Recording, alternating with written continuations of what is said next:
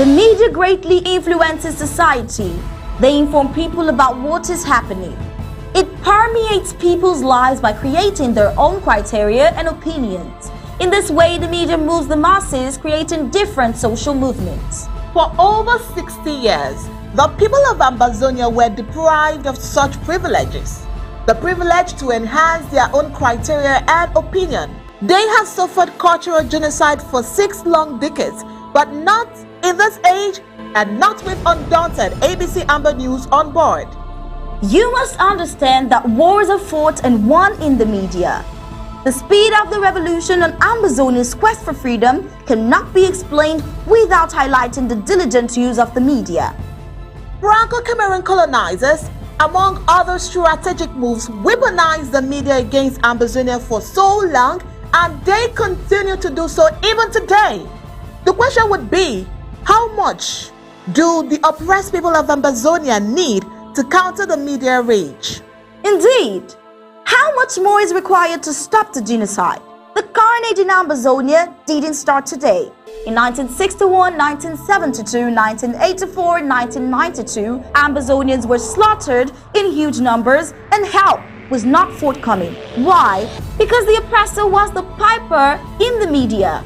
The good news is we have what it takes to dictate the pace. Right now, ABC Amba TV is taking advantage of the wonders of multimedia aggressively to inform the misinformed and disinformed with undaunted and other revolutionary programs bringing it to the news untold stories.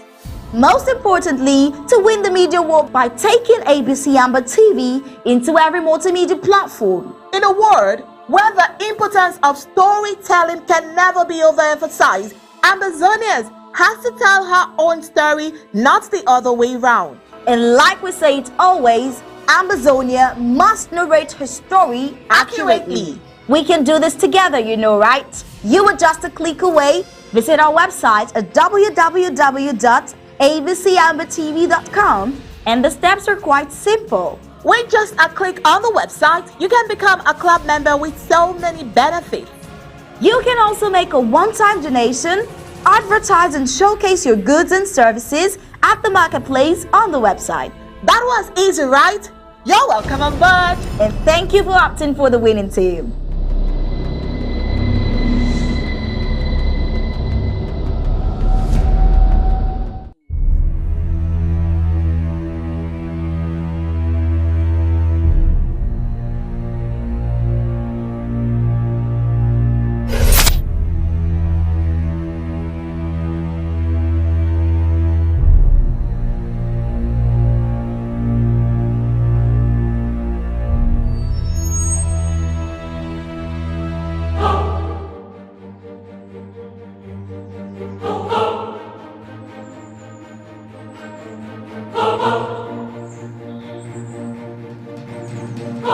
The Amba World Draft Award 22 is here.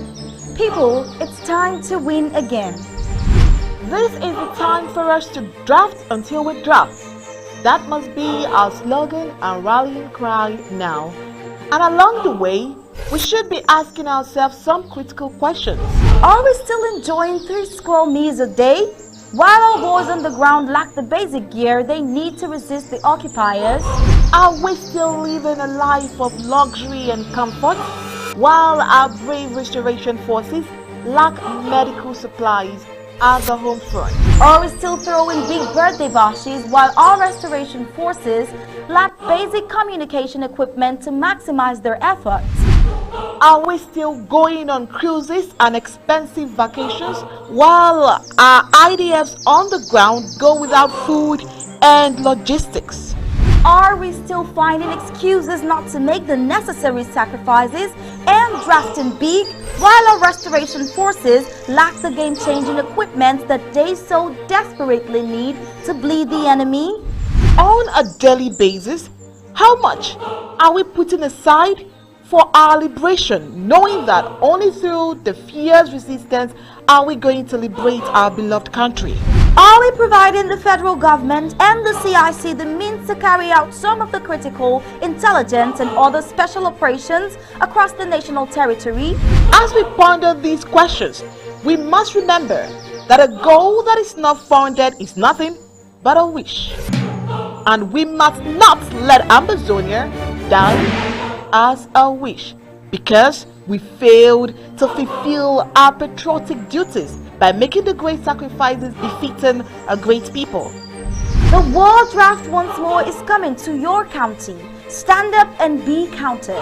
No greater victory was ever achieved than by greater sacrifices. We are enough, so let's draft, and draft until we drop. Our existence as a people depends on that. It is Award 22. Let us draft until we drop.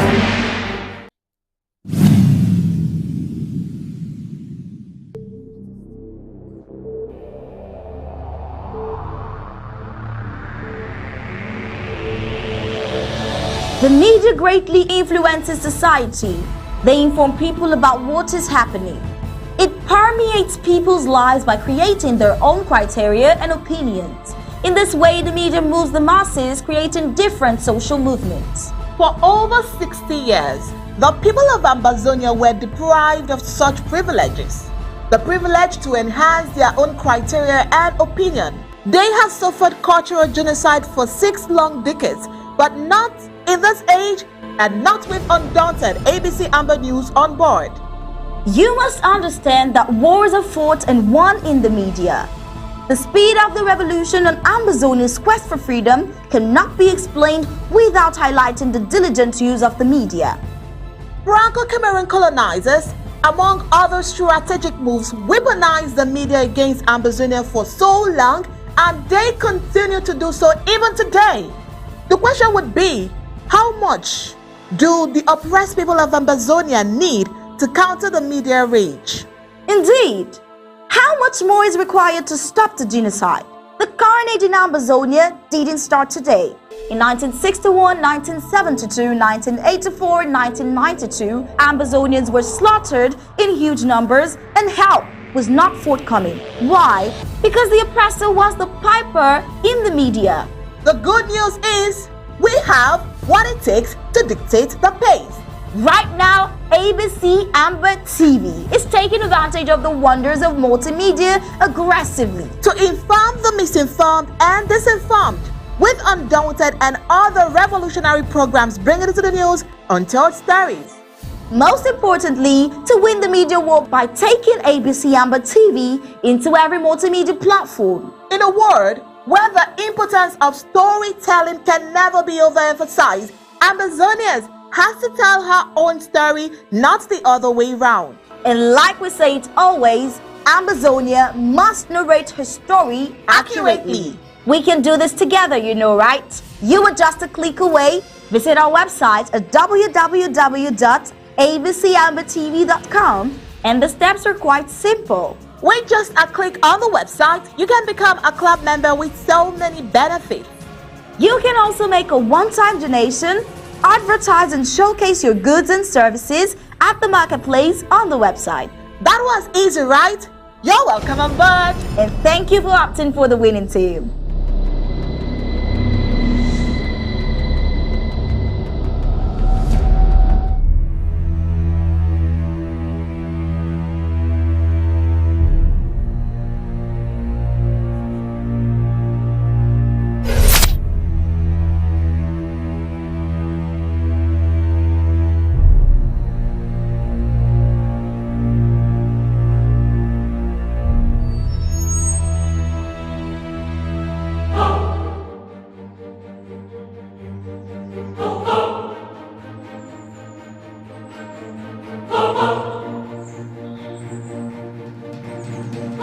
The Amba World Draft Award 22 is here. People, it's time to win again. This is the time for us to draft until we drop. That must be our slogan and rallying cry now. And along the way, we should be asking ourselves some critical questions. Are we still enjoying 3 square meals a day? While our boys on the ground lack the basic gear they need to resist the occupiers? Are we still living a life of luxury and comfort, while our brave restoration forces lack medical supplies, at the home front? Are we still throwing big birthday bashes while our restoration forces lack basic communication equipment to maximize their efforts? Are we still going on cruises and expensive vacations while our IDFs on the ground go without food and logistics? Are we still finding excuses not to make the necessary sacrifices and drafting big while our restoration forces lack the game-changing equipment that they so desperately need to bleed the enemy?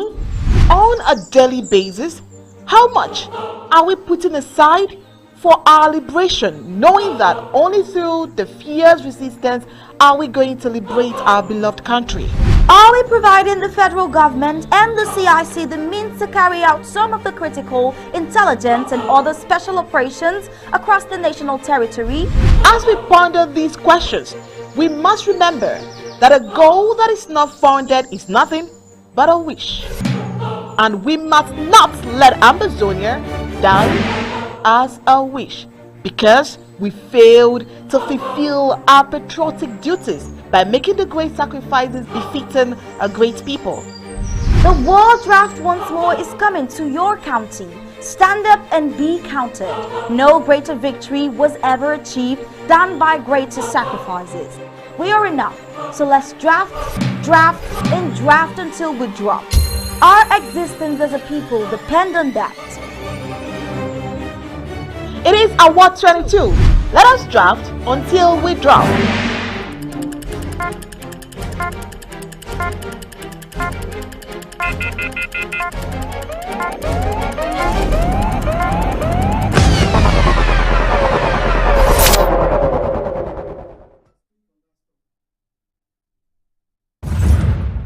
I will start by congratulating the new leadership of Boyle County, which was formally put in place just a week ago. I know where your heart is, and I'm confident you will guide the revolutionary ship of Boyle County with dexterity. For the outgoing leadership, I want to tell you thank you for your service to motherland. Your tenure was an open classroom for the new leadership. I now challenge your faith as a collective to do better for the good of our endeavor. No one doubts how committed the people of Boyle are vis-a-vis our liberation struggle. When the evil waves of the coup plotters virus hit us all, most of you approached their lies and manipulation as another wave of distraction, and with reason and caution. You stood by the truth and supported your interim government. Thank you. Even when differences arose amongst you, you did not throw the kitchen sink at each other. You used common sense, communication, and dialogue as conduits for resolving those issues in a spirit of patriotism and reconciliation. Today, Boyle stands stronger and taller as a template for other counties and local government areas to use when in crisis. Thank you, great people of Boyle, for showing the rest of Ambazonia what it means to always put country above all self-interests. Dear diasporans or Boyans in the diaspora, let us borrow a leaf from the patience and resilience of our people in the home front. Despite their enormous sacrifices in the face of the genocidaires, they haven't given up. What then is our excuse?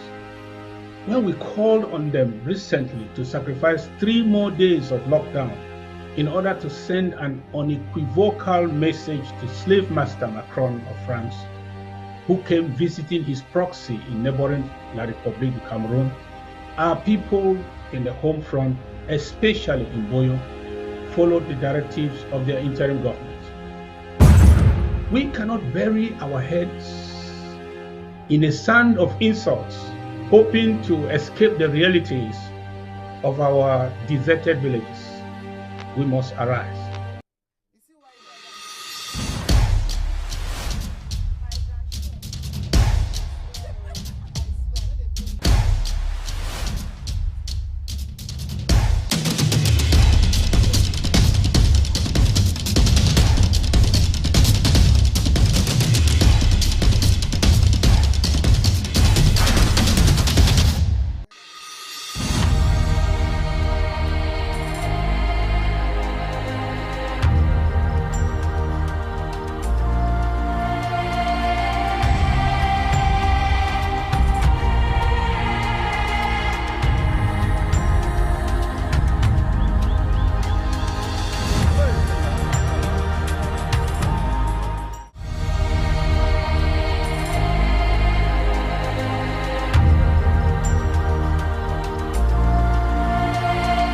evening and welcome to Undaunted, bringing into the news untold stories. I am Star Smart. Let's begin.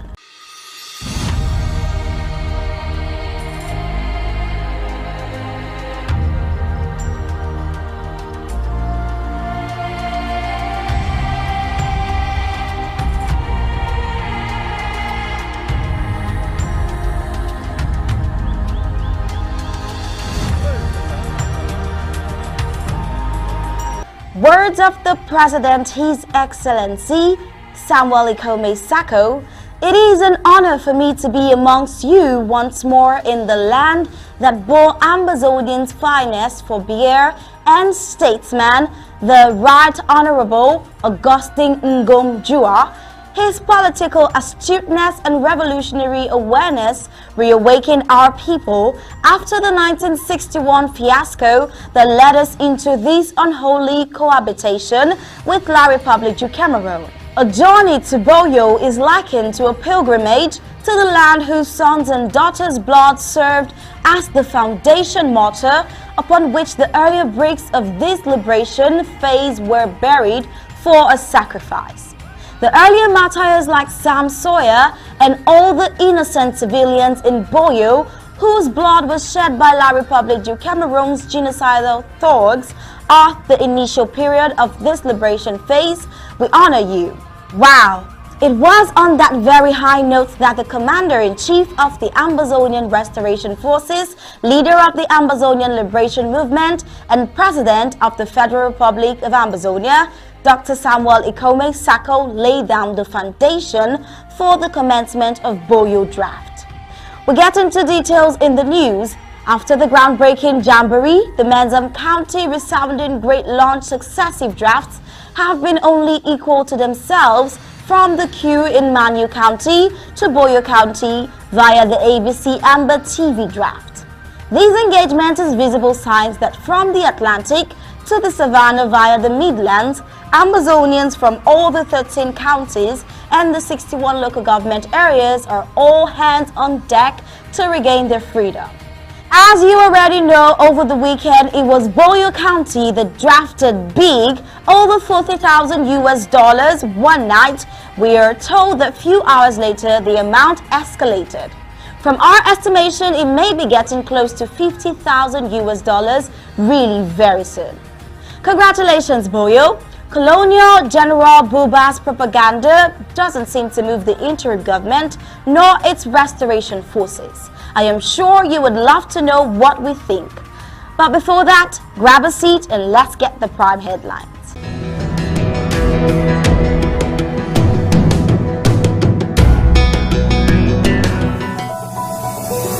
These are the prime headlines for today. Today we will be discovering Boyle County in words and in pictures. Operation Lava Storm 3 registers victory on the home front for ARFs as No PT and the Unity Warriors get major setback. We will also look in-depthly the full analysis of President Samuel Ikome Sako. Touristic sites of Boyle County will also be given to you today. IG 2022 Award War Draft continues breaking ground with Boyle County over the weekend. And in sports, CAF condemns unacceptable comments by Napoli FC president on African players.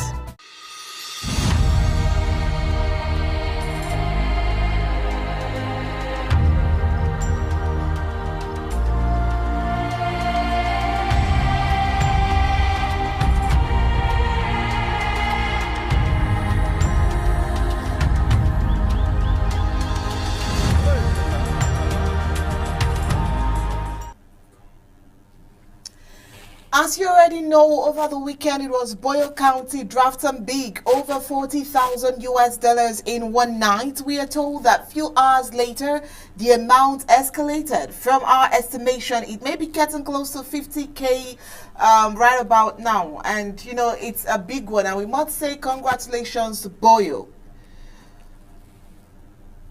Right about now, we'll get you some of the discovery we found for Boyle County, and we're going to put that to you in words and in pictures.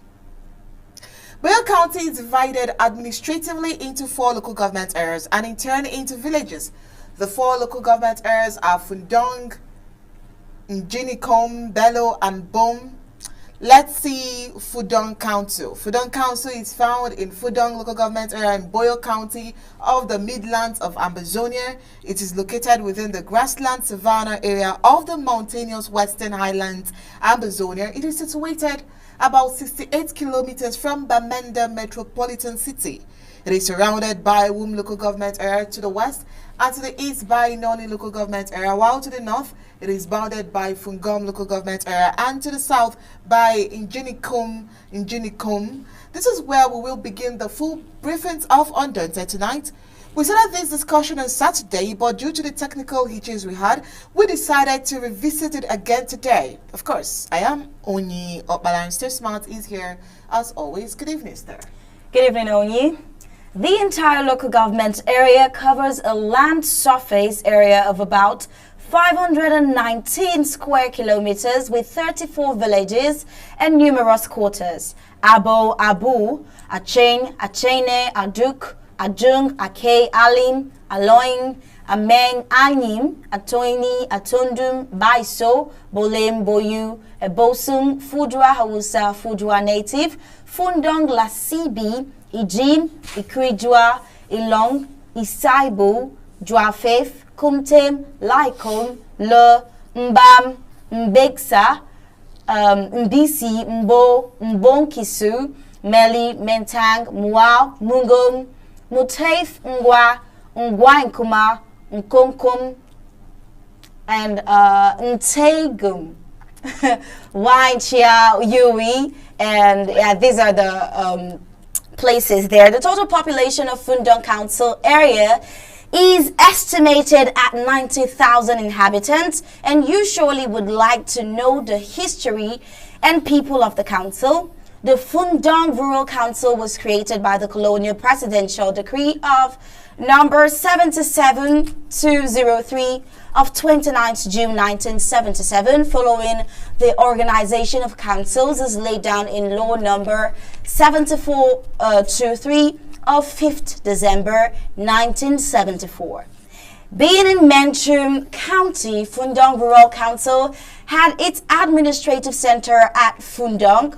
Between 1977 and 1996, Com Boom was made up of Bello, Njinikom, Boom, and Fundong as one council until these other councils effectively became autonomous councils following the decentralization of councils in Boyle County.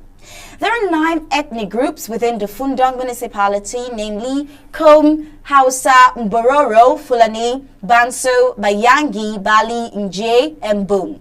Amongst these ethnic groups, the Kom people constitute the highest number, and the Muslim community made up of mostly Katoreras settled within the municipality because of the availability of grazing land.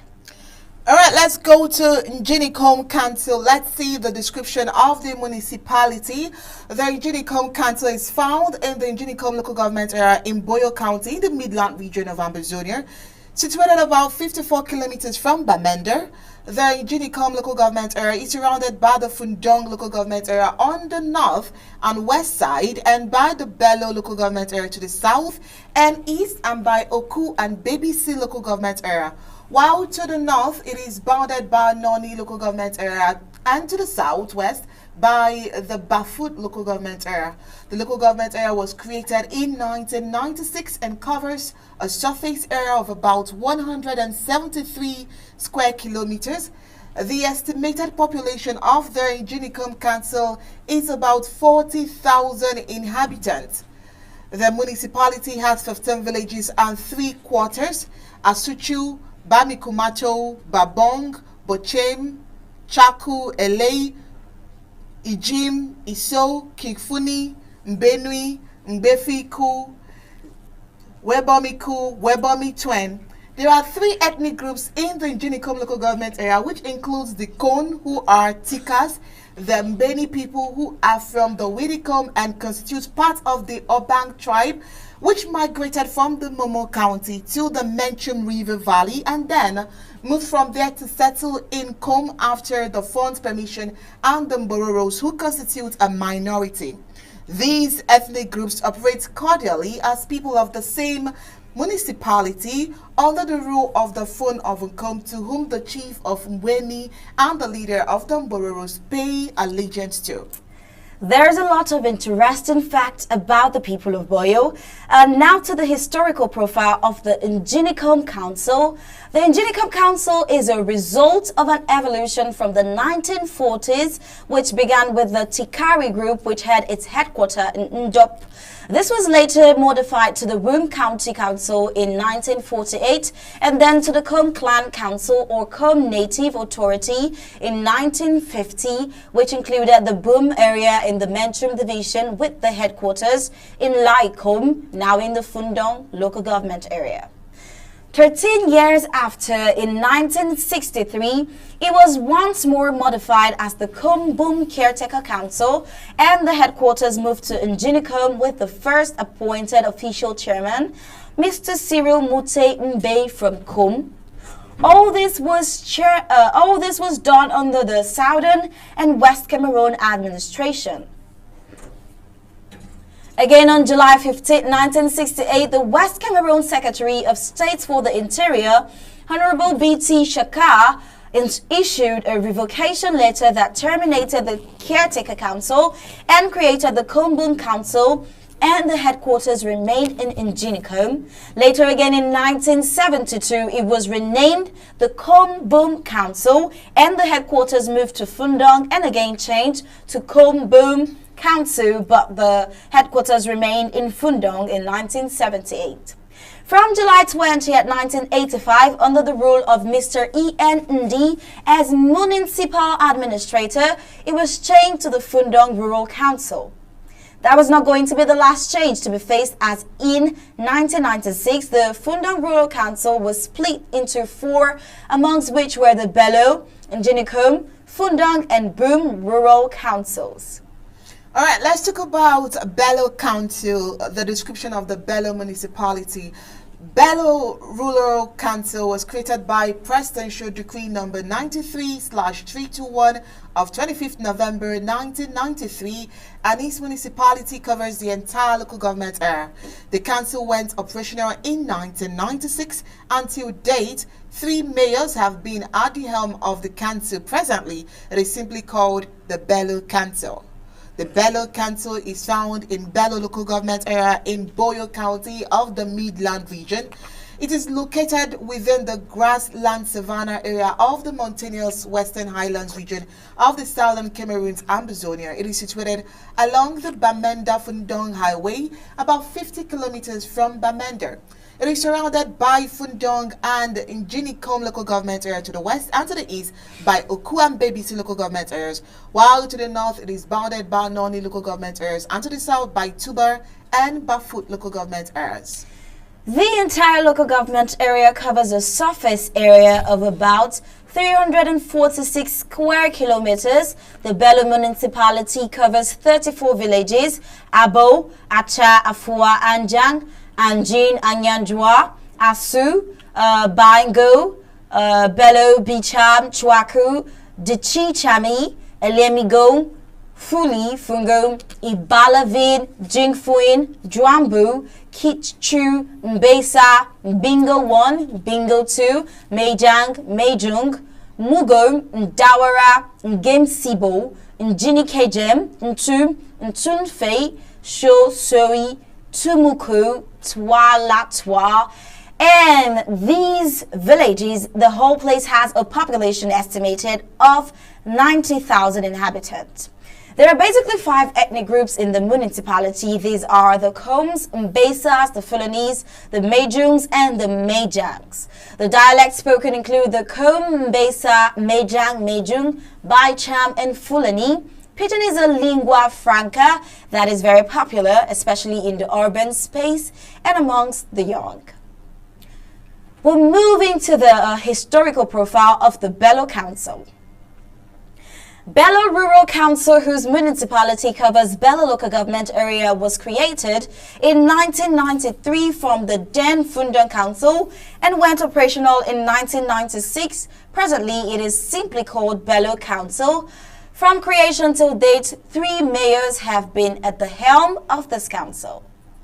All right, let's move to the last but not the least, the Boom local government area. Let's say the description of the council area. Boom local government area is located in Boyle County, with its headquarters in Fonfuka. The local government has boundaries with Bisajay local government area in the east, Wom local government area in the south, Bello and Fudong local government area in the west, Fudong and Furawa local government area in the north. The council area is made of 23 villages: Babua, Fonfuka, Fusijo, Kimichin, Kichowi, Kichako, Kimbi, Konenel, Lakabum, Mbok, Mbamlu, Mulong, Mugong, Nifonka, Ngen, Ngune, Kemji, and so many others. The table below shows the villages and the population breakdown as provided by community members during the participatory village meetings that were organized to diagnose village problems. Official statistics puts the population figure at 27,750 persons. Let's say the historical profile. Now, before 1894, Lord Lugard, the British administrator, introduced the local government system when southern Cameroon was part of Nigeria. Now, he divided Nigeria into southern and the northern regions. The southern region included southern Cameroon's councils, which were introduced in southern Cameroon, and is about 945 based. Oh, sorry about that. It introduced in southern Cameroon in about 1945, rather, based on ethnic groups. The Tikari group that included Boom fell under Southeast Federation of Councils, with its administrative headquarters in Ndop. The chairman was the divisional officer of Bamenda, who was a British man.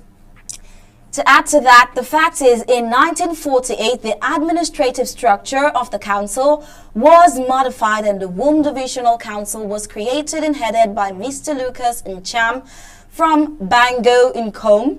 2 years later, in 1950, another modification of the council structure was introduced and the Com Clan Council, or Com Native Authority, was created. The chairman was the divisional officer, who was a British man. In 1963, the Com Boom Caretaker Council was created with its headquarters in Ginicombe, and its first officially appointed chairman was Mr. Cyril Mute Mbe from Com on the West Cameroon. On July 15, 1968, the Cameroon Secretary of State for the Interior, Honorable B.T. Shaka, issued a revocation letter, reference number WCLN 145, that terminated the Caretaker Council and created the Com Boom Council. The headquarters remained in Ginicombe, and the first officially appointed chairman was Mr. S.C. Winefoyn from Com. In 1972, the council was renamed as Com Boom Council. The headquarters was moved to Fundong, while Mr. S.C. Winefoyn remained as chairman. And by 1978, Mr. Ito was the divisional officer and the administrator of the council, and its name was changed once more to Fundong Rural Council. From 20th August 1982 to 20th July 1985, Mr. Solomon Prombo Pongong was the divisional officer and became the first municipal administrator under the new council law of 1972. The Fonfuka Council went operational in 1996 from a presidential decree. It was amongst the 3 new councils that were carved out from the dead Fundong Rural Council that cover the whole of Boyle County. The other councils created at the same time in the county include Nginicum Council and Bellu Council. We will end here for today, but hopefully on Monday, or probably even tomorrow, we will bring you details of the county that has some wonderful tourist sites. We will reserve that for tomorrow or today, if that's possible. But let's see, Onya, what do you think about this? Yeah, it's obvious that the Boyle County people are very rich. That can explain why the draft they were able to raise from Saturday's drafting was very huge. As at Saturday, it was 40 in terms of the report that we have. But then we still got information that people kept on drafting and the numbers kept increasing. I mean, that can only be because they are a rich people, and that we have seen. Now, to give us more insight on Boyle County, its people, its culture, its rich heritage, we have Ma Florence and of course SOS Sylvester Zama in the studio. They would give us more insight on the Boyle people. Let's have them after this break.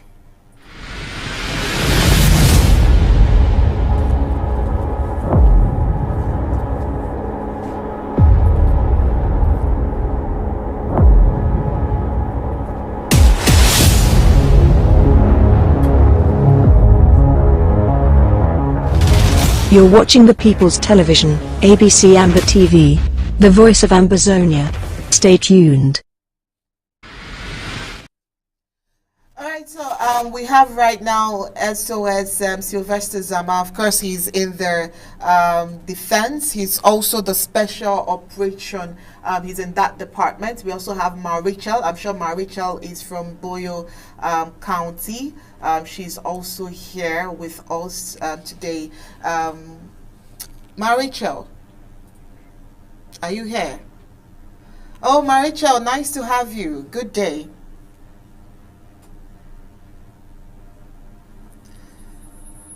Okay. You might want to check your audio. We can't hear you. Good Yes. afternoon, everyone. It's Florence, not Rachel, please. Oh yes. So sorry about that mistake. Sorry. I look Yes, like Ma her, Florence. Yes, right? Ma Florence. Yes, Ma Florence. Sorry about that. Please pardon me. All right, so Ma Florence, correction noted and corrected immediately. All right, Ma Florence, Boyle County, it's obvious Boyle County is rich with a whole lot of cultural heritage and a whole lot of places we have seen so far. And that can only show from the draft on Saturday, where you raised over 40,000 US dollars. I mean, kudos. Boyle County. You have more to tell us about Saturday's draft, Ma Florence. Thank you. You guys are doing a great job. I must recommend that you are fabulous. Kudos to you guys. You're doing a great job, and Ambazonians appreciate you, and the Boyle County as a whole appreciate your hard work. It's going to pay off, and it paid off on Saturday, actually. So sorry for the jaw-breaking names.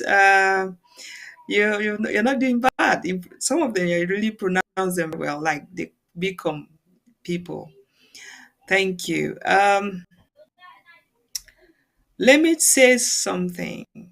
If the Boyo people came out as they were supposed to, it would have been not just 40,000.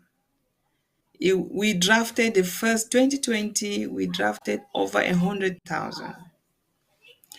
And 2021, we drafted about 91,000. And this year, we drafted 40,000. And that is just because of the confusion and the backstabbing and those who don't want us to be free. Those who have decided to dine and wine with the enemy. But still, the committed few came out strong. They drafted with anger in their spirit. They drafted with everything they got. And that is what we want every Ambazonian from every LGA, from every country to do. Draft like you've never drafted before.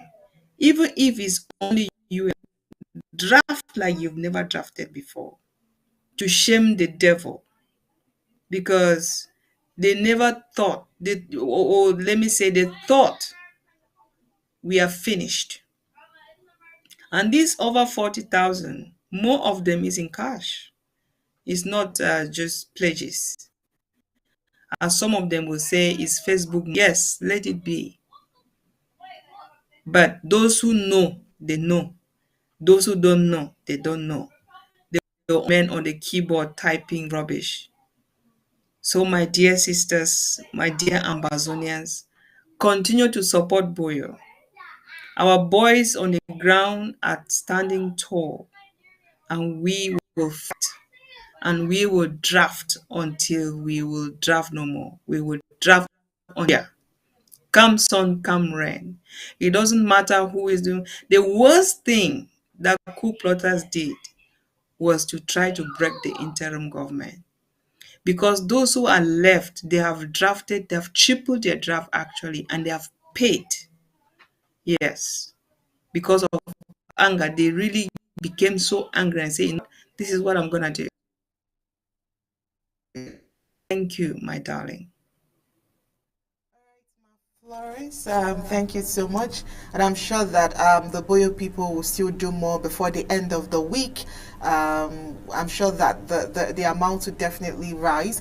All right, before we get to our next story, we have SOS Sylvester Zama here in the studio. Would want him to comment. Of course, the money is raised basically to support the ARFs and for other agendas as well. So from the defense department, SOS Zama, what can you say from the outcome of Boyle County? Thank you for inviting me this afternoon, and I appreciate the fact that we are putting the story straight out there for the people of Amazonia.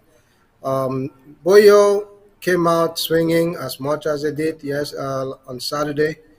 Um, Not as before, but we will prefer a committed minority than a majority that's not committed in this fight.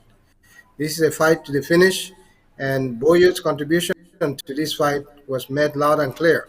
The racketeers, led by Mr. Anu, thought they were going to do all what they did with Mr. Richard Tangu by diverting to this government. This fight has always been for the people of Ambazonia. It's never been an issue of the diaspora. The diaspora came in to help the people back home. We are doing that. I really want to thank everybody who is putting their hands in their pocket, providing funding, providing ideas, providing services for our people back home and abroad. Um, for all of those who are standing on the fence, please ask yourself, and ask yourself again this time, if the group that you are supporting is actually fighting this fight, if it's in for themselves or in for the people of Amazonia. It's been shown over and over again that the ARFs under Dr. Sako is doing the fighting for the large majority of the people. And we want to draft as many people as we can get into this fight. And only then this fight will be shortened. Otherwise, it will eventually happen, but the toll will be a lot higher than we expected. And so everybody who is out there still thinking that Ambazonia is a Facebook, it's a perception. Yes, I'll say yes. Every country in this world has always been a perception. It's a perception that is built into reality. You can name it Israel, you can name it Leicester, East Timor, you can name countries like Eritrea, you can name many more that came to being. Only a few people decided we are going to make a country, and it happened. They just needed to draft the majority of the people to follow with that cause. What we are doing, we had a country, it was stolen under our feet. It's our place to fight back, and we are fighting together to reclaim that independence that we had. And I really want to thank the people of Boyo. I want to thank the people of Amazonia and all those sympathizers who are all around Africa, Europe, and the world who are seeing what we are trying to support us during this fight. Thank you. All right, thank you so much, SOS Zama. All right, we'll definitely come back. Dear Ambazonians, we have this report for you. It is the touristic sites of Boyo. Watch and you will definitely enjoy and learn a thing or two from it. As we talk about the land of Africom, I will take you through the pleasure and leisure of the natural endowment of the county, and that will be as follows. Gichami and Afua Community Forest Trek. The Gichami and Afua Community Forest is in close proximity to Bello, and after an hour's walk through the forest, a secluded waterfall can be reached. The waterfall is approximately 35 meters high, and during the dry season, it is possible to swim in the pool. If you wish to extend your visit, you can also visit a secret spring deep within the forest. There is also the option to do a homestay in Gichami if you would like to experience real calm village life. Boyle Waterfalls. These 15 meters high waterfalls are hidden within Bello itself, a beautiful oasis close to the activity of the village. During the dry season, it is even possible to walk behind the falls. The Ndawara Tea Estate is the largest in West and Central Africa, with currently around 5,000 hectares of cultivated plantation and is set high in traditional Fulani land. A guide will show you around the estate, including the factory, vast tea fields and nursery. After the tour of the estate, you can hire ponies, which will take you on a trip to a nearby crater lake. Depending on the amount of time you have to spend in the region, you could also choose to spend a night with a nearby Fulani family. Alternatively, you could stay with a Kom family closer to Bello. Bello Weekly Market. Experience the hustle and bustle of this busy village market. Every 8 days, traders come from across Boyle Division and further to sell their wares. These include fruit and vegetables, fish, meat, clothes, fabric, and much more. Bingo Cliff Walk. Bingo Cliffs, visible from Bello, lie between Bello and the nearby town of Mbingo.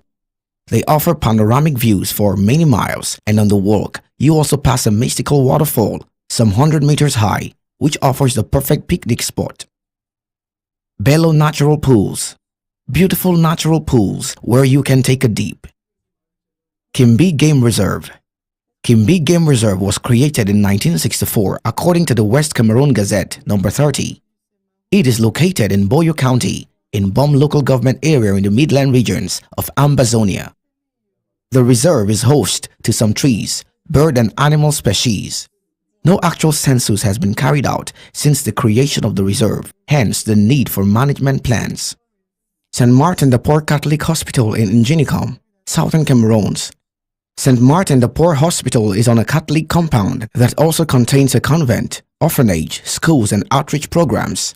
So even as we prosecute the war, any day you think of visiting Ambazonia, be sure to make a stop in Boyle County. Gab Ellison reporting for Undaunted, ABC Amba News. You're welcome back. I'm sure that you enjoyed that brief documentary we had there. Now, bona fide Ambazonians always take any report given from home front, especially in the enemy language French, with a pinch of salt. This is true because more often than not, the colonial military tell lies of killing Amba boys, even when they kill civilians. More than once, they have announced killing of No Peter since 2019. This weekend, the same colonial military are announcing that an offensive launched by No Pity and his unity warriors were stopped by the colonial soldiers at Oku, where 3 of No Pity boys were killed. No Pity and many others wounded, with No Pity being taken to the Mbingo Hospital in Bello, Boyle County. Any bona fide Ambazonian has every reason to doubt this report in French, signed by MKPD, #MarchFire, #WinningFatly, who are accomplices with La République du Cameroun BIRs and Cho Ayeba. Was still, no images accompanying this tale. Whatever the case, No Pity and the said unity warriors are advised to dissolve and relocate to their original local government areas and counties for security reasons.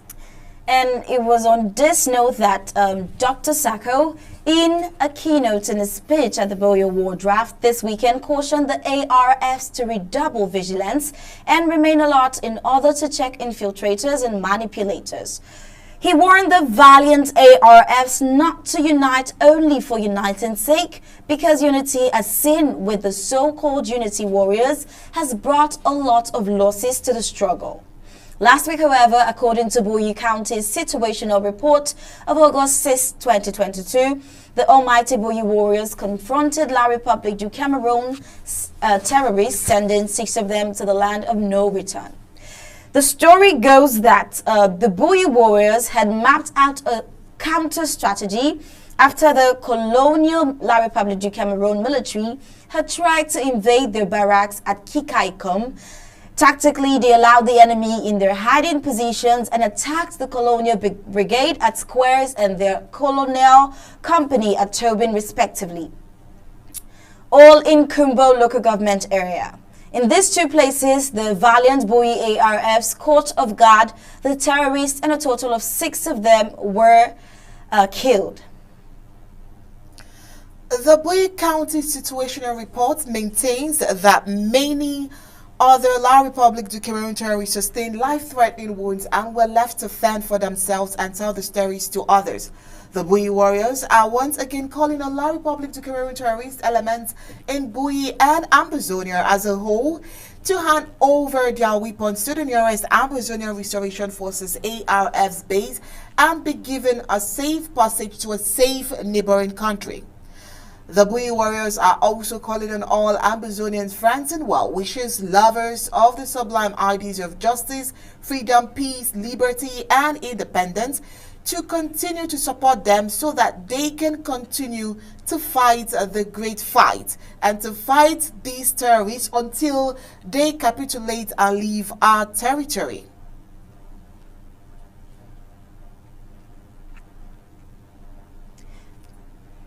In another development, the wounded squad of the Bafut ARFs, 7 Qatar revenged an innocent woman that was killed by La Republic du Cameroon's colonial military on July 30, 2022 in her house.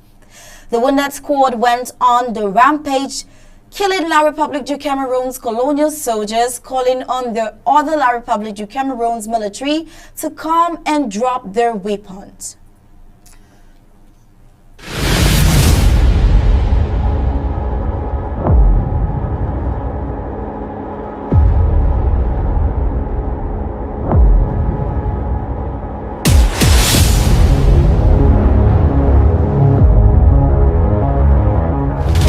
You're watching the People's Television, ABC Amba TV, the voice of Ambazonia. Stay tuned. Alright, and before we continue with the news, of course, our boys are doing well, and we have SOS Zama in the studio. I'm sure you'd want to say something from the Defense Department.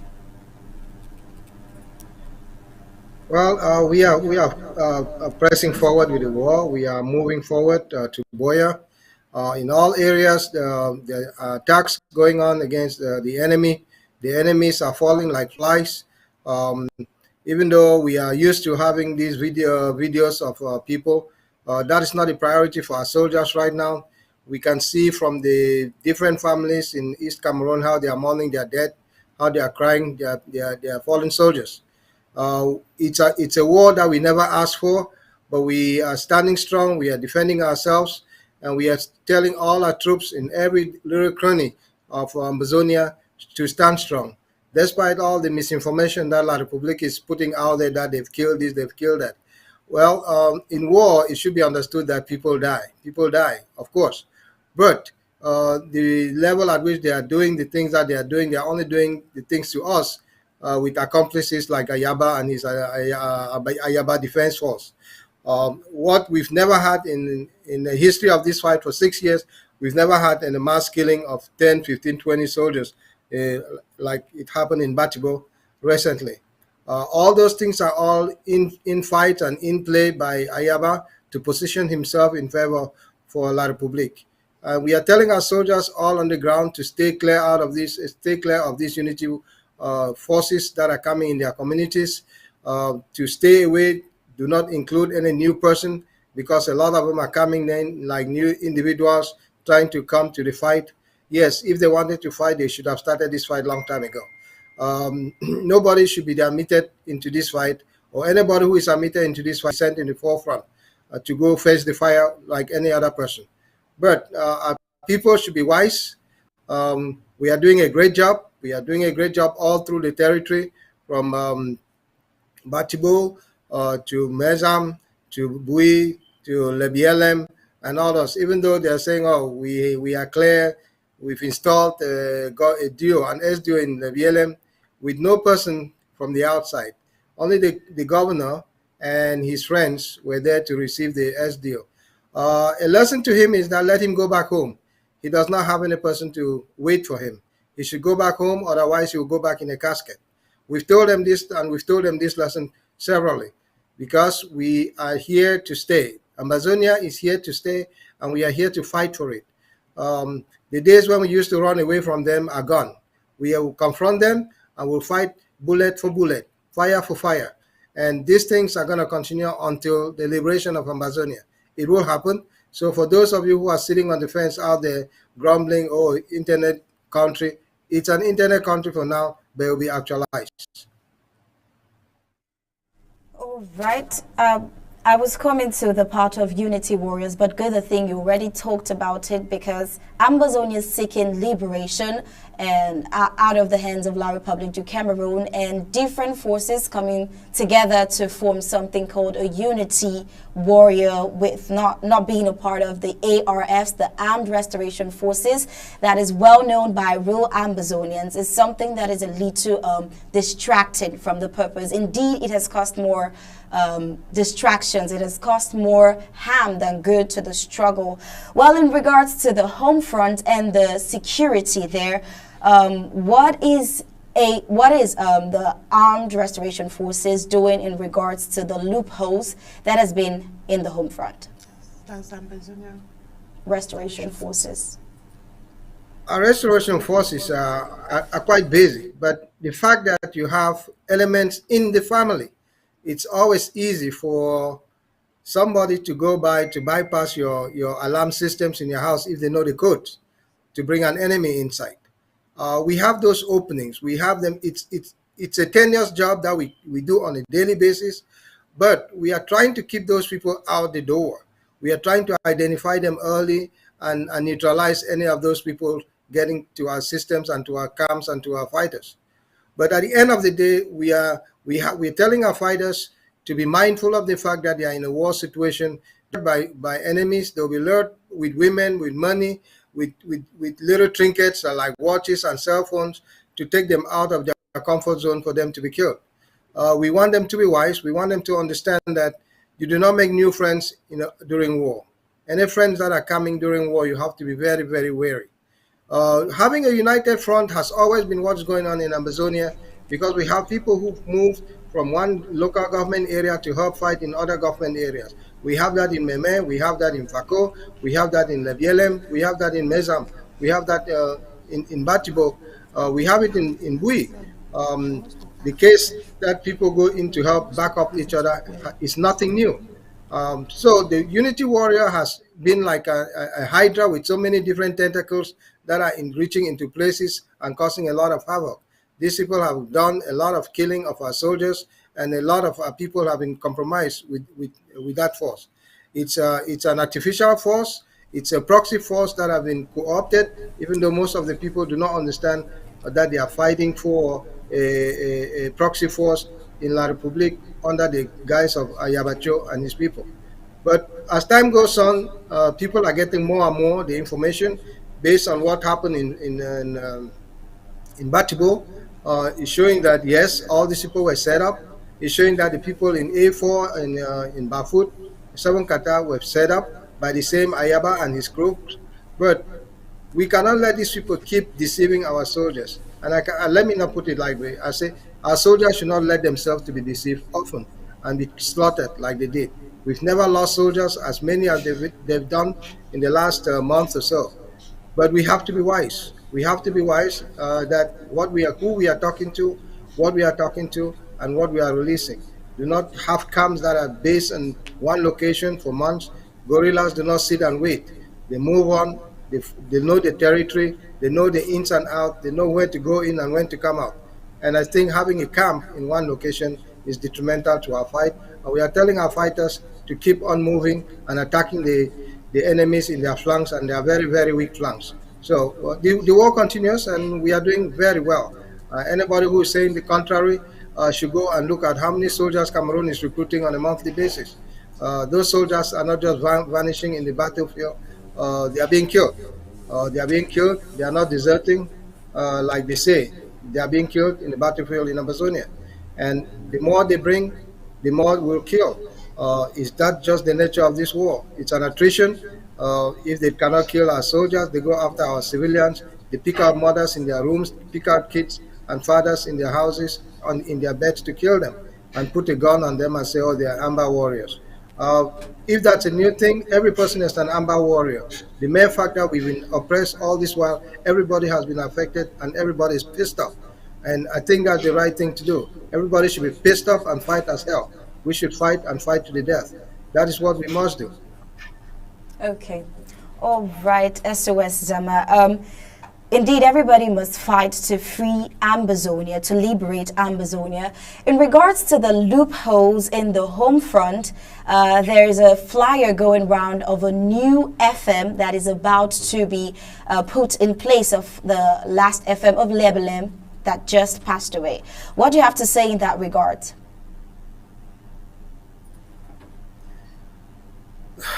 The structure of our military structure is basically localized, and sometimes we uplift these people based on their fighting skills, based on their achievement on the battlefield.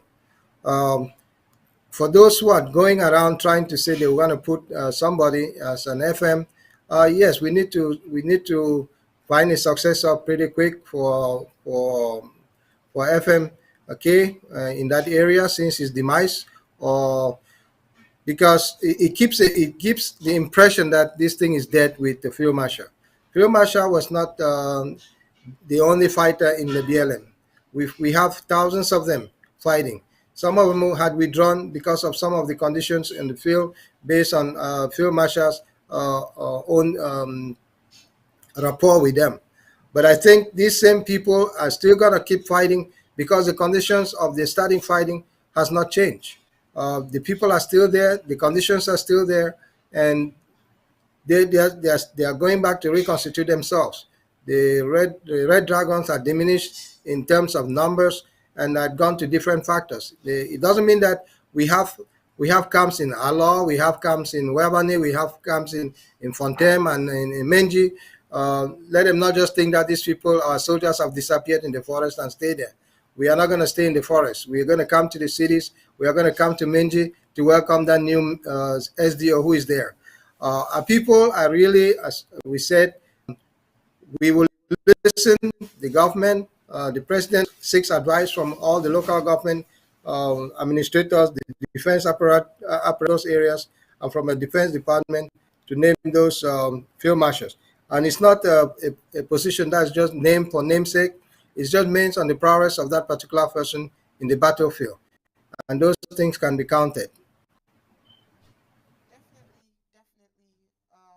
It will be counted definitely. I agree with you, SOS Zama. All right. From our report today, we told you that on August 6, 2022, the Almighty Boyle warriors confronted La Republique, the Cameroon terrorists, sending 6 of them to the land of no return. Oh well, we have this video for you to see. What probably this report is talking about, just in case you do not understand and you want to see some visuals. Meanwhile, viewers' discretion is actually advised here as well.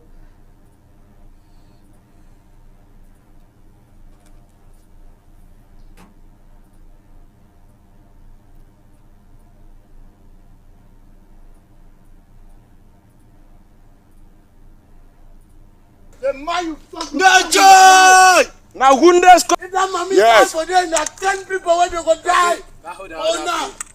What is it? This is our devil baffle. Yes. I no fit. I need for use all your enjoy and so I don't bust your chest. Right. Like before we get back to SOS Zama, let's hear from Ma Florence what she has to say about the Boyle Warriors and all of the winnings recorded so far.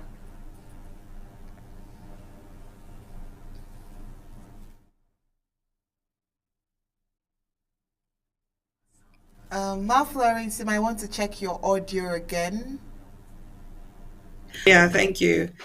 Yeah, the warriors of Boyle has always been a force to reckon with since the war began. And if you go back in history, they come, that is the Boyo people. They have a similar history. They have fought the Germans, they have fought the colonial powers before, and they have defeated. Most parts of the tribes in Ambazonia have actually done so. And that's why at the battlefield, it is tough for the enemy. And when it comes to terrain, the enemy doesn't know the terrain. And it will be tough for them to defeat at the battlefield. It doesn't matter how many soldiers they to Ambazonia. It's gonna be a Waterloo for them. And I'm gonna suggest that we have to name Bui a Waterloo of the battleground for La Republique and the Waterloo of La Republique. When it come down to Boyo, they had a tough time as well. And before the coup plotters and the Blacklegs have tried to sell the war in Boyo, we were a force to reckon with some forces that we're still building now to get back to where we were about 3 years ago. La Republique is playing mind games with people, and our boys must be very careful. Our boys are advised, do not leave UGA to go and join any force anywhere. Fight in your LG because nobody knows your backyard better than you do. It doesn't matter who it is. It doesn't matter how trained the forces from La Republique are. They don't know your backyard. They don't know the little roads that you can run and hide and ambush them. So the forces of Ambazonia have come to terms that they fight. They're doing just that. La Republique is just denying it.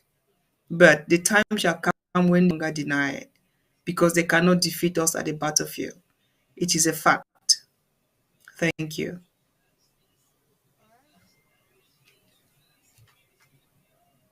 All right, thank you so much, Ma Florence. They cannot defeat us at the battlefield. We'll definitely come back to our in-house analyst just after the break.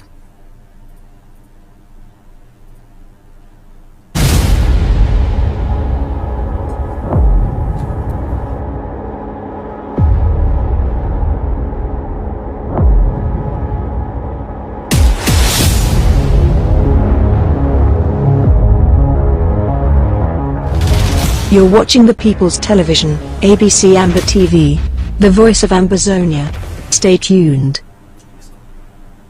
After the groundbreaking jamboree, the Mesem County resounding great launch, successive drafts have been only equal to themselves for the queue in Manu County to Boyle County via the ABC Amba TV drafts. This engagement is visible signs that from the Atlantic to the Savannah, via the Midlands, Ambazonians from all the 13 counties and the 61 LGAs are all hands on deck to regain their freedom. We're just coming out of the Boyle County war draft over the weekend. We've added another plus a gigantic sum of over 40,000 US dollars in the Liberation War envelope. This effort is another sure proof that Ambazonians from every nook and cranny of the world, Christian, the never again generation, means business and there is no turning back. Launching the draft this Saturday, August 6, 2022, the President of the Federal Republic of Ambazonia, in his usual God-fearing characteristics, invited all bona fide Ambazonians and sympathizers for a minute of silence in honor of the over 40,000 Ambazonians who lost their lives in the nonsense war declared by dictator Paul Biya. On a special note, Dr. Sako singled out meters of Boyle, especially Sam Sawyer, General Amigo, and the rest, and went particularly to give special honors to the Ambazonian noble statesman, Premier Augustine Ngomjua, who placed his life on the line for what Ambazonians are fighting for today. Total independence, saying, in his words, and I quote, "Your blood watered our tree of freedom that makes Boyle a barometer for other counties to measure the degree of the fight as far as the thirst for freedom is concerned." Dr. Samuel Ikome Sako admitted that the task was a daunting one, yet we must not give up, and encouraged all Ambazonians to rise now like one man and draft for us to gain our homeland. In his words, he cautioned, "The journey to freedom is not easy, yet no one should corrupt our appetite for independence. It is daunting, and it is not by giving up or resigning that freedom will be won." On another count, President Sako paid special tribute to the ARFs for their loyalty and selfless efforts to free homeland and urged fellow compatriots to draft more than ever before to equip the ARFs with modern warheads. Taking into cognizance the last 3-day lockdown called by the interim government last July 25th to 27th to send signals to the colonizers and the French through Macron that Ambazonia no longer has anything to do with them, President Sako saluted the entire home front for the 100% success recorded across Ambazonia. He shamed the La Republic du Cameroon ally Cho Ayaba, who again called on uncalled for 30 days lockdown, which was ignored by the peace-loving Ambazonians throughout home front, to tell Cho Ayaba, in his words again, to tell him that we are tired of his lies, kidnappings, ransom taking, raping and torturing of our innocent people, killings and outright thievery. Without being boastful, President Sako admonished again. He says, "We are in charge of our territory. The distance covered is far longer than the one ahead. Let's draft as if this was our last. Let's give honor to an illustrious son of Boyle, Bobe Ngomjua." All right, right about now, from that, we'll move straight to the president's speech. We need to analyze this, and we will not just be doing it alone. Our in-house analyst, SOS Zaman, of course, Ma Florence, will be doing it with us as well. Now, for the president's speech for the Boyle draft, he started in a unique way, celebrating the leadership of Boyle County, paid tribute to fallen heroes, all the innocent people that have been killed or wounded. They were all honored. That's to tell you the kind of president that we have. He recognizes everybody. And to those whose blood watered the tree, a minute silence was observed in their honor. Now, let's watch that speech. Allow me to acknowledge my Vice President of Ambazonia, Mr. Eric Ate, the Speaker of the Interim House of Representatives, Dr. Winnie Lobati, and my special presidential entourage. My dear friend, Dr. Nge Toya, Deputy Secretary of State for Foreign Affairs, one of the finest pillars in this government. The Boyle County Coordinator, Bobe Peter Amba, thank you for your kind words. IHR representatives for Boyle, Bobe Cheng Laban, Fundong, Bobe Enes Timge, Ginicom, and all other defense executives of Boyle. Dear people of the great county of Boyle, my fellow Ambazonians, it is an honor for me to be amongst you once more in the land that bore Ambazonia's finest forebear and statesman, the Right Honorable Augustine Ngomjua. His political astuteness and revolutionary awareness reawakened our people after the 1961 fiasco that led us into this unholy cohabitation with La République du Cameroon. The journey to Boyo is likened to a pilgrim or a pilgrimage to the land whose sons and daughters' blood served as the foundation mortar upon which The earlier bricks of this liberation phase were buried for a sacrifice. The earlier martyrs like Sam Sawyer and all the innocent civilians in Boyo whose blood was shed by La République du Cameroon's genocidal period of this liberation phase, we honor you.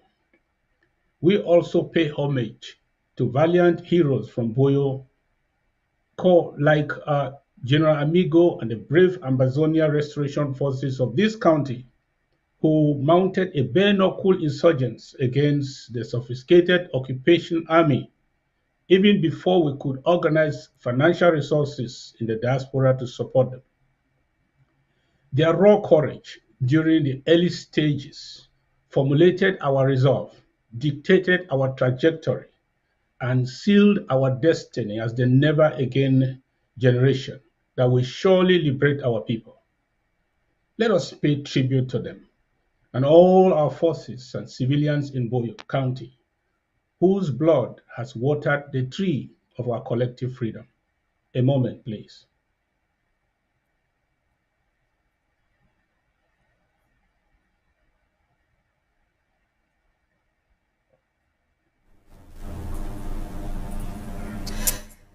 All right, isn't it amazing that for every speech the president gives, he recognizes everyone that has, in one way or the other, participated, sold his or herself, and, you know, the side of it all, lost a life in this struggle.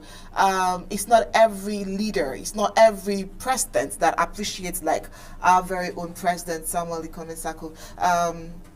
I don't know if Ma Florence or SOS Zama would want to say something. I think they should say something because this is highly significant. Indeed. Yeah, is it ladies go first? Yes, we have a great president, enthusiastic, memorable. His memory is still intact. He doesn't ask too many questions to, before he react to what is needed. He is so prompt and his actions are always on point. His speech is always on point, and we have to give him credit for that and recommend him for that. That is the difference between scavengers and leaders. We know leaders by their actions, and we know scavengers by their words. Therefore, our president is God sent to Ambazonia, and we must pray for him and guard him with all our might, because La République is hunting every Ambazonian that is standing tall in this war, including our president. So, my dear Ambazonians, let us give credit to where it's due, and we respect you, sir, Mr. President. Thank you so much for accepting to lead Ambazonia at this difficult time. Thank you so much for being a war leader. Thank you. All right, SOS Zama, that was so sweet, Ma Florence. All right, SOS Zama. Well, the president is the daddy of the nation. He's always out there crying with everybody who mourning with our people when we mourn, laughing with our people when we celebrate. He's been there. He's been in the trenches since the start of this fight. We have gone through. I've seen him have 6,000 emails in or texts in a matter of hours. He doesn't sleep. He's on the pulse of what's going on in Amazonia. That's why he can call for actions on the ground, and it happens. He's not an absentee landlord like Paul Biya or like Ayaba, who comes and tells people whatever they want to tell people and doesn't see the consequences of what the people are affecting the people. The president has really been on point because the fight today was a fight that was never executed or was never able to be fought when Pangomjua was Prime Minister of West Cameroon. The number of West Cameroonians at that point was pretty small. A direct fight with La Republique over the independence or the sovereignty of Southern Cameroon would have been futile for our population. The few soldiers that we had, the mobile wings that we had, were all rounded up by the gendarmes in a guise. They came in the guise of ferreting out the maquisards or the terrorists, so-called terrorists who were in West Cameroon, and they never left. And they've been terrorizing us since then. He was a precursor to all this fight. He was a precursor to all of us standing up. He stood up to Ahidjo, and all they did was to kill him. We owe everything we have as citizens of Ambazonia to Pangomjua, who stood up. And we, coming on from our area of the country, we know how to question. We know how we are brought up in a democratic process. When you go to primary school, they elect the class head boy and the class head girl. They elect the school head boy, the school team captain, the band captain. You go to college, they do the same things. We do that in our communities. The Francophones in East Cameroon don't have that kind of tradition. The older person or the director or somebody or the school teacher just appoint somebody. Okay, you'll be the head boy for the class today. But that does not, or in Ambazonia, you have to stand and tell the people why you want to be the head boy, why you want to be the class leader. Those things breed a lot of leadership. That is something that has been inculcated in us. And you can see in Dr. Sako, you can see it in Pangam Jua, you can see it in Dr. Folon, and all the other revolutionaries who have stood up against these tyrants in the East for all these years. We are here to stay, and they should understand that. We are not going anywhere. I tell the analogy that, I make this analogy, as long as they've been mixing pesticides to kill flies, the number of flies have increased. They have not reduced. We will fight this fight, and the number of times they are going and assaulting our families, we will continue to increase our resistance to this fight until they leave. They will leave in their own volition, or they will leave in a casket. We do know that, and that's something that they have to understand. We are not relenting, and we will not stop. They thought that for 2 days, or they said 2 weeks, oh, they will come back, they will be hungry, and they will come back. We should not be hungry because we provide most of the food in East Cameroon. They use the wrong terminology. We will never have been hungry. Short of the fact that they burn the barns in most communities, but there's always going to be food. There's always food in our community. We do not hunger for food like they do in East Cameroon. We really want to thank the leadership that's been stirred in this revolution. We have the Southern Cameroon women who are giving seed money for people to do little businesses, to open farms. We are on the move. We are not standing still. And everybody who is standing still will be pushed aside. The rush is on, and the rush to Boya is coming. All right, definitely the rush is on. The rush to Boya is here already. I think I should be faster than the Department of Defense here. But we still have a lot of that speech coming, Star. Yes, indeed, the president's speech goes on. And just in case you didn't know, a new leadership was created last week, and it's amazing how they were able to set the record during the draft. The president also appreciated the people of Boyo for standing strong, and also Boyo can be a reference point to other counties when in crisis where he starts. He also appreciated the ARFs. He also appreciated the Boyos in the diaspora. He called on them to borrow some gratitude from their brothers in the home front. There's a video for this part as well. Great sons and daughters of Boyo, people of Fundong, Njinikon, Belo, and Bom local government areas. I will start by congratulating the new leadership of Boyo County, which was formally put in place just a week ago. I know where your heart is, and I'm confident you will guide the revolutionary ship of Boyo County with dexterity. For the outgoing leadership, I want to tell you thank you for your service to motherland. Your tenure was an open classroom for the new leadership. I now challenge your faith as a collective to do better for the good of our endeavor.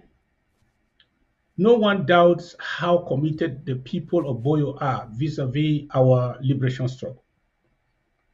When the evil waves of the coup plotters virus hit us all, most of you approached their lies and manipulation as another wave of distraction, and with reason and caution. You stood by the truth and supported your interim government. Thank you. Even when differences arose amongst you, you did not throw the kitchen sink at each other. You used common sense, communication, and dialogue as conduits for resolving those issues in a spirit of patriotism and reconciliation. Today, Boyo stands stronger and taller as a template for other counties and local government areas to use when in crisis. Thank you, great people of Boyo, for showing the rest of Amazonia what it means to always put country above all self-interests. We are here tonight to draft. Let us do it with pride, honor, and dignity, knowing that our sacrifice is relatively minuscule compared to our innocent sons and daughters, brothers and sisters facing the enemy's bullet daily. How can we ignore the realities of the bloody streets of Boyo and the charred skeletons of the once vibrant villages in Boyo razed by dictator Bia's barbaric genocidal squad? Oh, we cannot, will not, and should never forget. Dear diasporans or Boyoans in the diaspora, let us borrow a leaf from the patience and resilience of our people in the home front. Despite their enormous sacrifices in the face of the genocidaires, they haven't given up. What then is our excuse? When we called on them recently to sacrifice 3 more days of lockdown in order to send an unequivocal message to slave master Macron of France, who came visiting his proxy in neighboring La République du Cameroon, our people in the home front, especially in Boyo, followed the directives of their interim government. You showed the world that we have taken charge of our destiny and that we are ready to give our all for the liberation of Amazonia. You told Mr. Macron that even if a lizard were thrown into the river, it will never become a crocodile. That Amazonia was not and is not and will never be part of any secret colonial accords he came to Yaoundé to enforce. I call on you, compatriots in the diaspora and friends of the resistance here present, to follow in the footsteps of our resilient people in the home front and contribute generously during the draft tonight.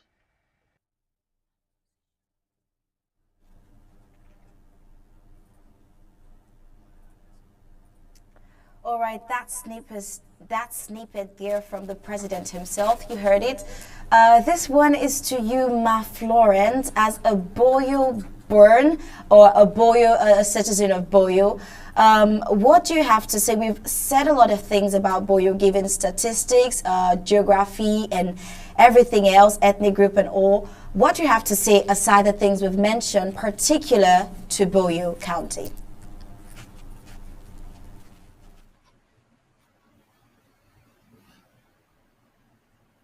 Your sound is off. A unique people in nature, in that they are welcoming. They welcome strangers like no other. I can boast of that. And secondly, they are warriors from Boyo. The women during the 1991, the Anlu came out and actually helped Ni John Frundi to the talks of La Republic from the streets. They came out naked. Even the wars, the Anlu was born and he fought wars as well. Women of Boyo are warriors. And in the early days of the war, you could see women burying their dead. It is a taboo to see a woman in Boyo digging a grave, but that happened. And those women have gone down in history for standing strong. They didn't run away. And the Boyo people are very, very unique in the sense that they cultivate a lot uh, of crops, variety of crops that is being even sold in La Republic. You have the Irish potatoes, the beans, the corn. Um, you have the sweet potato as well. And coffee was the highest cash crop in Boyo being cultivated until lately, where and if you see the straight road, the third road from Fundong to Bamenda, that road has a history. It was not done by La Republic. It was done by the Germans. And that was because they were actually defeated at war. That's part of the history, which I can't bring everything here. And, it has a lot of uniqueness in them. And where they are settled today, they actually started from Babisi, where the phone was they played a trick on the phone and he committed suicide. And where he committed suicide, he was asked not to bury. He dropped and there became a pond. And that pond there became a python that led the Com people from Babisi all round to um, Banso to Oko to where they are settled today. And where the palace is today has been a unique place and a call place for the Com people to go and visit because of the mystical powers that it has. Earlier on, penetrate the palace, but they couldn't. Thunder came out and struck them. Can do to penetrate the palace is to use use the mind games to play the La Republic blacklegs who go to the palace to try and play games. But it has been tough to penetrate the Com palace even till now. La Republic can confess to that. So Com has a lot of history. There are four Com history and the history of Com, how they migrated and they settled where they are today. Yeah. I would like Ambazonians to know to come and visit Boyo. Very hilly. If you want to marry a woman in Boyo, be ready to climb a hill. Wow. All Thank you. right. Well, I'm from Memphis, so that says, All right, please, Florence, before you go, the president made mention of the fact that a new leadership emerged just 1 week to the drafting for Boyo.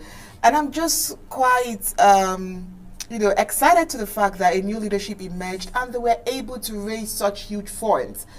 What was the task like? Getting everybody together and ensuring that the exchange of baton from the old leadership to the new leadership did not disrupt the draft. Thank you. It is what we call the committed few. People who know what they are doing and people who know where they are going. Leadership in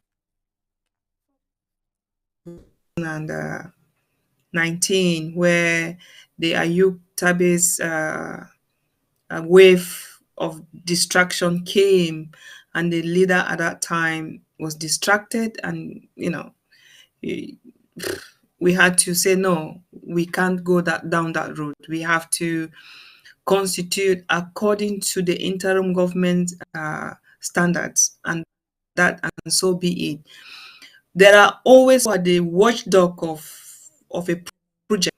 And the project of the interim government, we have some people in Boyle, like Nawa Hemina, the Bobemba, the Mr. Enes, who is our representative honorable in the House of Representative Jua, and we have Ma Gladys, and a host of others, Mr. Mike, Bobby Mike, who is always talking. Anybody that is, trying to derail, he will speak. Come sun, come rain. There are people in Boyo who are committed, not many. They know what they are doing. They know where they are going. They know how to call those who matter in the bad days like this. And Ma Gladys has been very instrumental, and Bobby, good man as well. They have been very, very instrumental in this fight, and therefore it was not like, it was easier for people who are like-minded to come together quickly and make something happen, not quarreling. We have always have battles, but we have never brought them into social media. We have never come into IG for us and start calling names of people who are behaving badly. Their behavior, always find them out. And that has been our strategy. So once you are behaving badly, your behavior will push you out. We don't even have to go out there and make a lot of noise. That's why some of them are actually hiding with terrible attitude, and those who orchestrated the coup plotting, they were able not to go into public that much because we did not bring their names out. And that's all has always been our strategy. They have the chance to redeem themselves now. That without that, they will always shoot themselves in the foot. Nobody is going to shoot them. They will shoot themselves because this war is God ordained. And there are some of us who go on our knees every night to expose such people. Therefore, that is how we have done. We have few committed people who are ready to do the job. Thank you. All right, thank you. And we'll definitely come back to SOS Zama. Let's just take this last phase of the president's speech. Now, President Sako emphasized that drafting is not just a civic responsibility that every bona fide Ambazonia must or should participate in. Well, just a gentle reminder that drafting changes you from a stakeholder to an actor. He says everyone is a stakeholder, but it's the actors that will liberate Ambazonians. Now, he also said that the draft is also a token of humanitarian support to our wounded warriors, the sick, to the needy in this phase of the struggle. Now, he emphasized that we are the miracle makers Ambazonians need to triumph. I mean, when I say we, I mean those drafting actually. But let's see the video. Drafting today is not just a civic responsibility that every bona fide Southern Cameroonian should participate in. It is what enlists us on the team of active liberators and civilian auxiliaries to our valiant Ambazonia Restoration Forces. Drafting changes you from a stakeholder to an actor, if you know what that means. Everyone is a stakeholder, but it is the actors that will liberate Ambazonia against a ruthless genocide. The draft is also our token of humanitarian support to our wounded warriors, the sick, the hungry, and suffering people devastated by this senseless war. There's no doubt now where our people rely for leadership in this liberation struggle.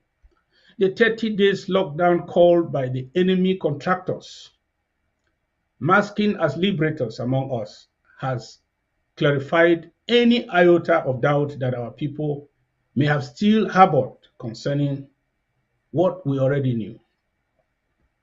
How can we say it is the long arm of coincidence that an unprecedented and meaningless month-long lockdown is declared by some pseudo-revolutionaries who are noted for nothing more than kidnapping, ransom collection, and targeting of our genuine Ambazonian restoration forces. At the very moment that Yaoundé genocidal regime is doubling down on their failed strategy of massacring our innocent civilians and placing guns on their bodies. And just days to the start of the purported lockdown, dozens of manipulated fighters convening at the ADF criminal hideout in Batibo are summarily rounded up by their French Cameroon field collaborators. Let's take it a little further by connecting the dots.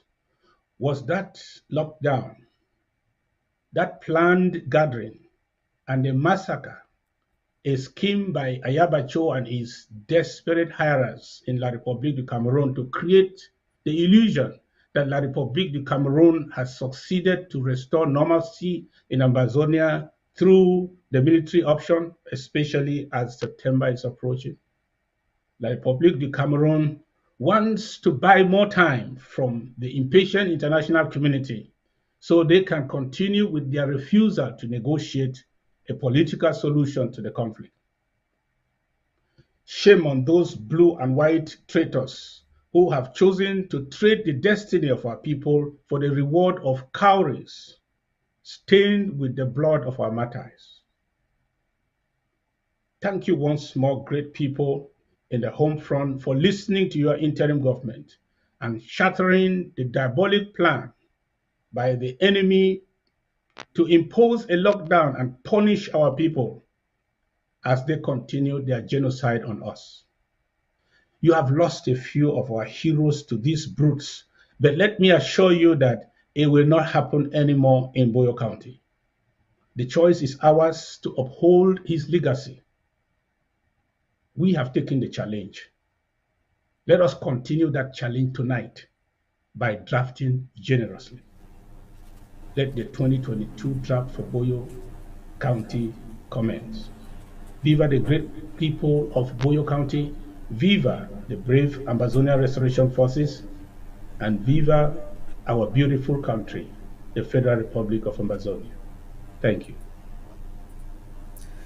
All right, and of course, drafting makes us to be the actors, not just the stakeholders. All right, SOS Zama, your last words there. Well, the revolution is not a revolution of fighters. Everybody is involved in a revolution in some manner. Either you're providing intelligence, you're providing logistics, you're providing manpower, or you're providing finances for the war.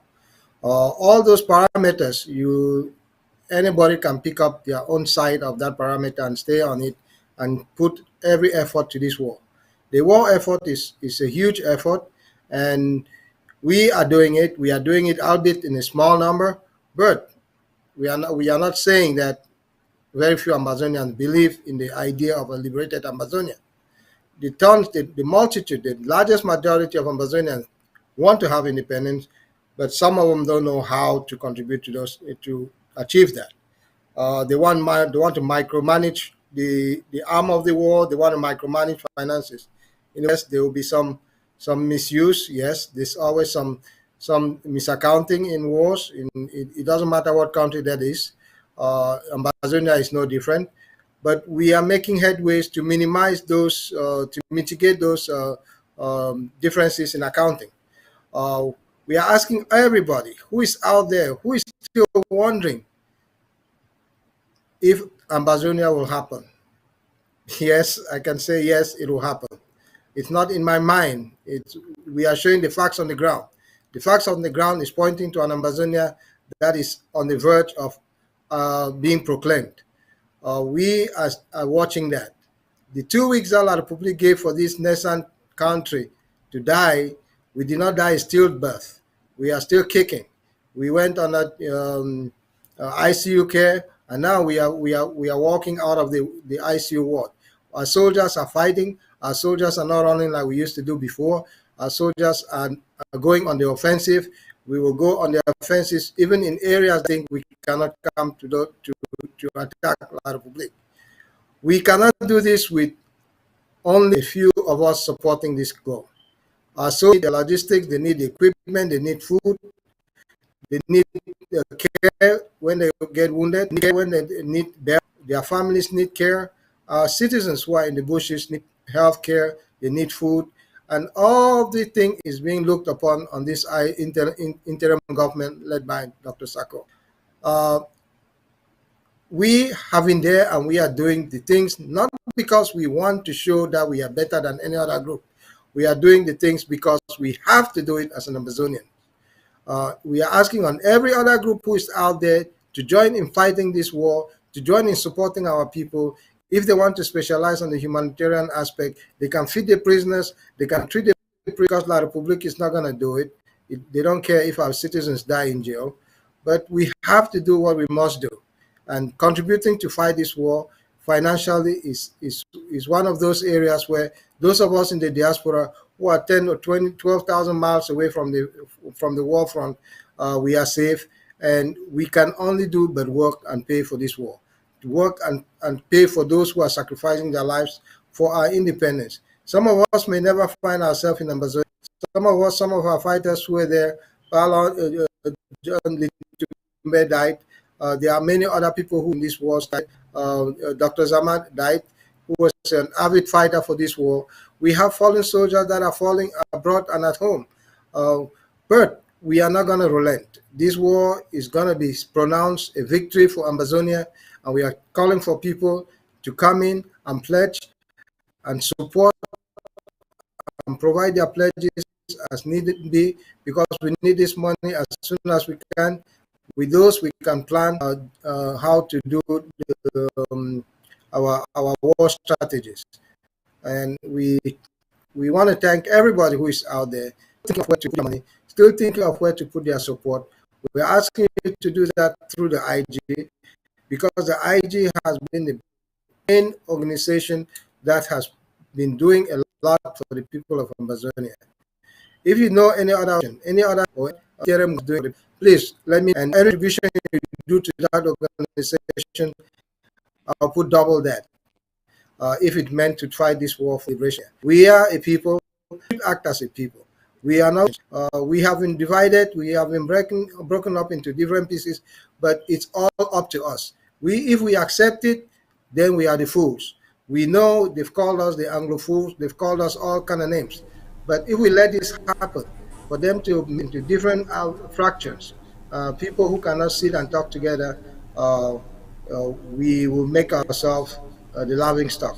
Dr. Sako is calling on every group, any decent Ambazonian, to come to the table, to join us through the Team Act, to join us to fight this war. We have a long border with La Republic, and any of those groups can take a position anywhere along that border with La Republic to fight La Republic. The war is not won yet. We are still at war, and we are asking for all your support. And we know there are people who are able to give this support without losing a night's sleep, because it might be just a single hour or 2 hours of your time that you sacrifice every month just to pay for what we need to continue this war and fight it in an ample way without putting undue stress on all of us.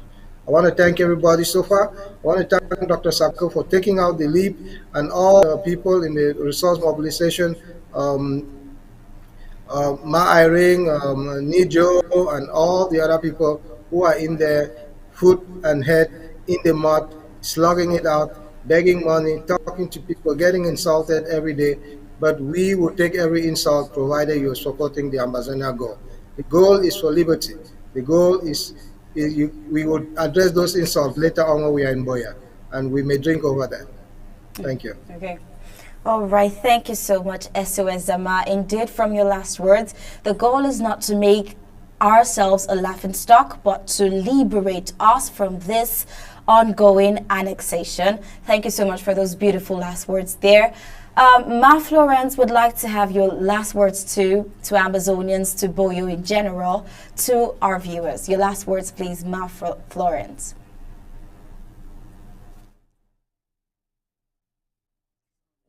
Your sound is mute again.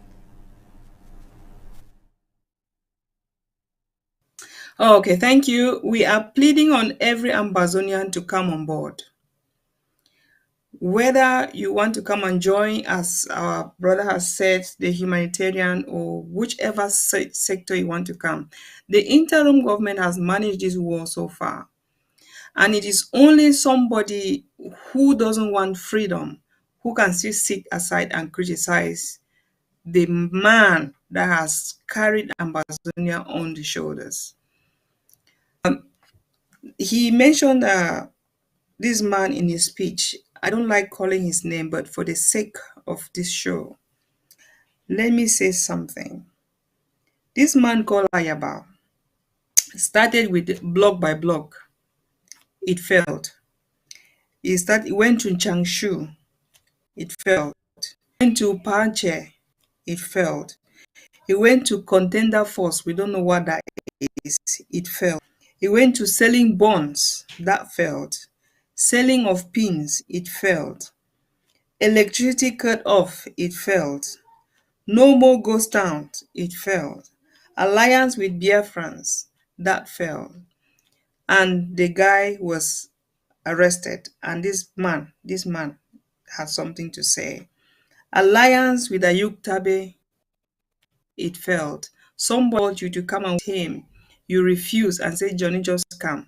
But when he was captured, you went to make an alliance with Ambazonians. Watch out. Alliance with Kamto also failed.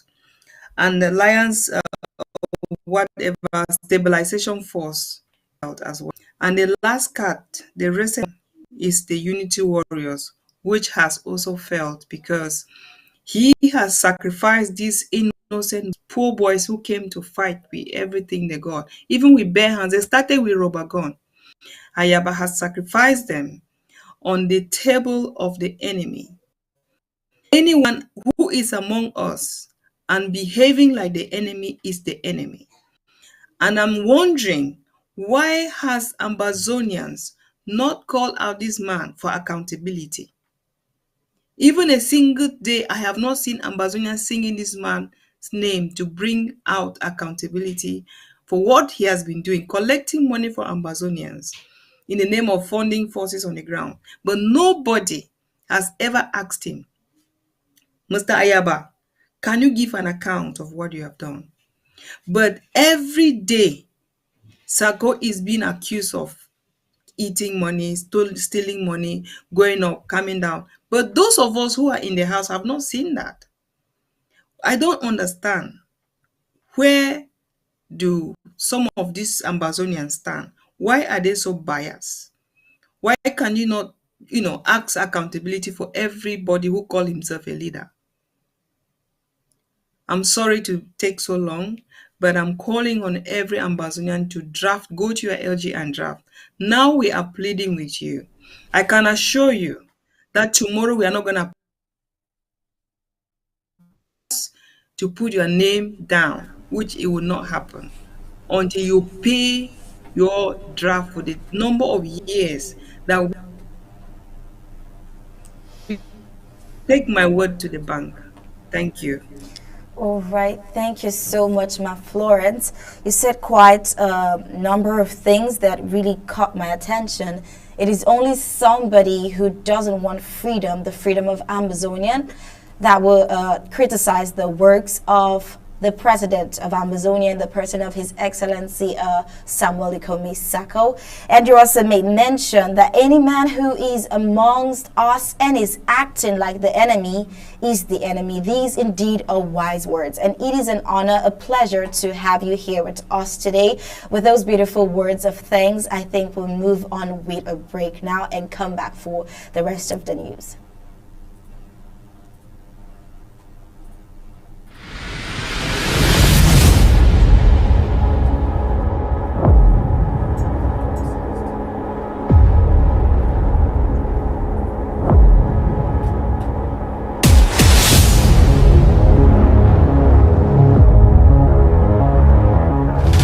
You're watching the People's Television, ABC Amba TV, the voice of Ambazonia. Stay tuned. All right, we have a sweet message here coming in from the coordinator of Boyle County, post-Boyle County draft. It is really interesting, and it's something that the stakeholders would really like to hear, because it was made with the huge sacrifices for Boyle County. I'll read now. Following the successful Boyle County draft that took place last Saturday, the 6th of August 2022, on behalf of the Boyle County leadership team and Boyle sons and daughters government under the leadership of His Excellency Dr. Samuel Ikome Sako, I want to thank all of you Ambazonians who showed up massively during the Boyle draft and supported us financially. God will replenish the source as we continue to push this struggle for our total freedom. It is indeed a great message. He developed his opus for the people thus. He says, I would like to remind every Kon person, sons and daughters, that this war of Ambazonia independence is real and there will be no turning back to the house of slavery in La Republic du Cameroon.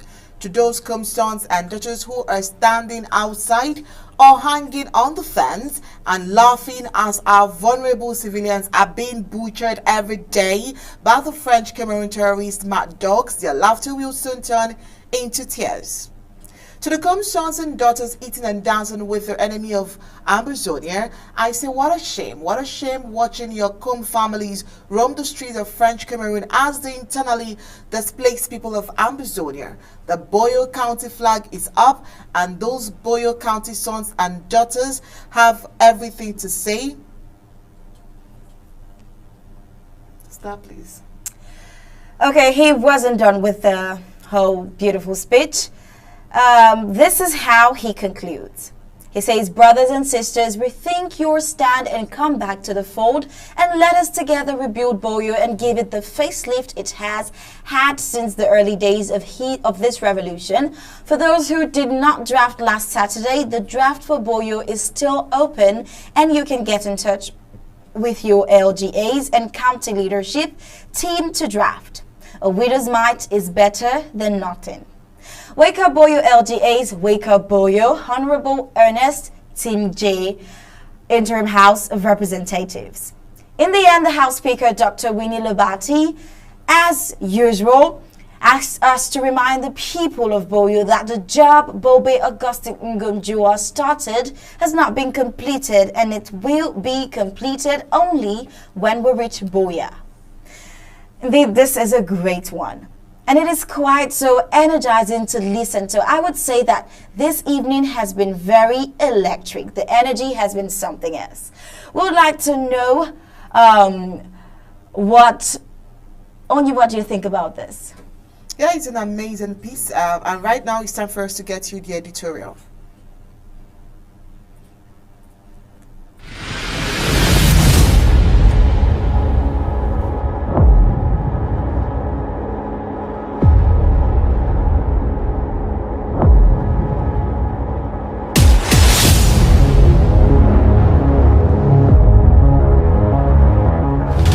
You're watching the People's Television, ABC Amba TV, the voice of Ambazonia. Stay tuned. It is always a delight to bring to you amazing articles from great minds. In our editorial of today, we bring to you another of such beautiful article from Don Juan Obi with the title, The Beginning of the End, Nemesis of Power. Pharaoh of Egypt had the means to enslave the Israelites for another century, but this slave-master relationship could not continue beyond the Exodus upon the arrival of Moses. The Roman Empire had the mighty army to maintain her presence in regions beyond Rome and across the Mediterranean, but this did not prevail long enough. The white man had all the tools to keep Africans as slaves for another generation, but slavery came to an end. European had the power to colonize territories across the world for more decades, but these colonies, almost all of them, are independent countries. The apartheid regime could preserve racial segregation in South Africa for at least a year or more, but the system collapsed.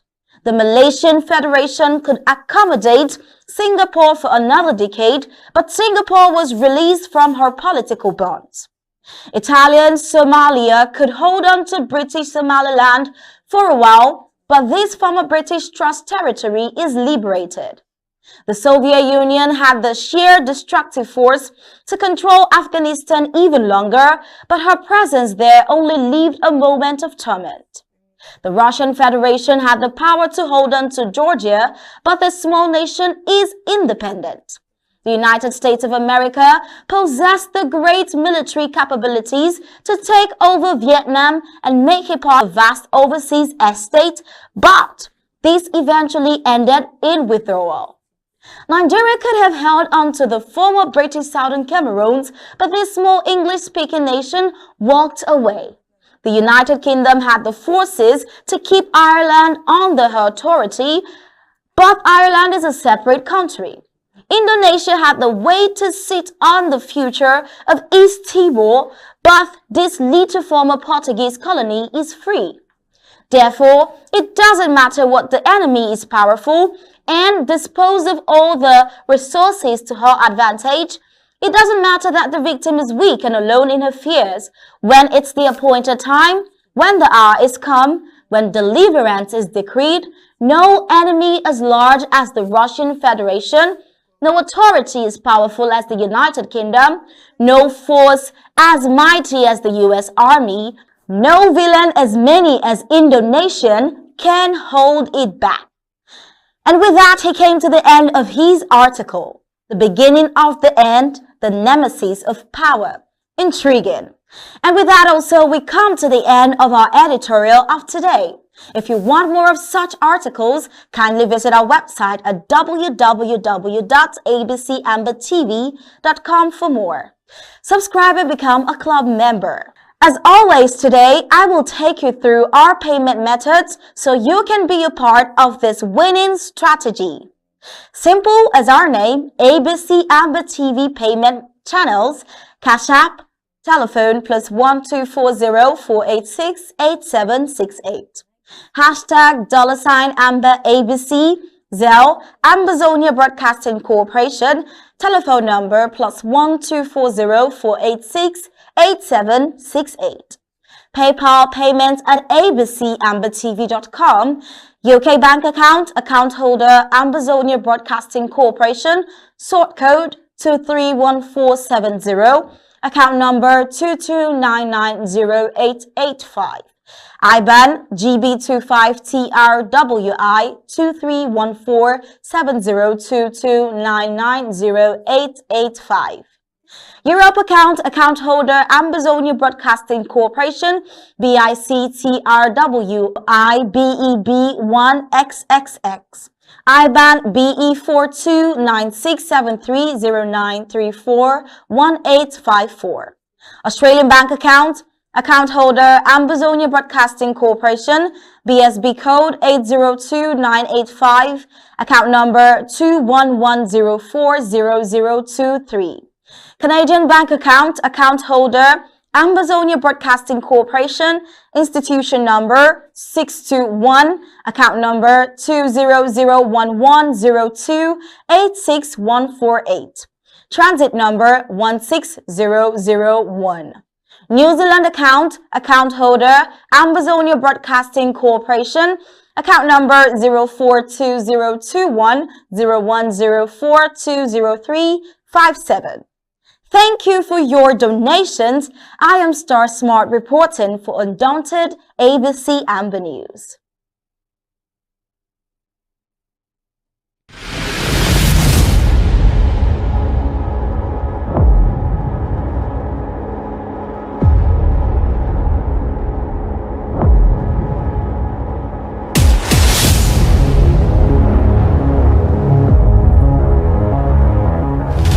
You're watching the People's Television, ABC Amber TV, the voice of Ambazonia. Stay tuned. And now sports.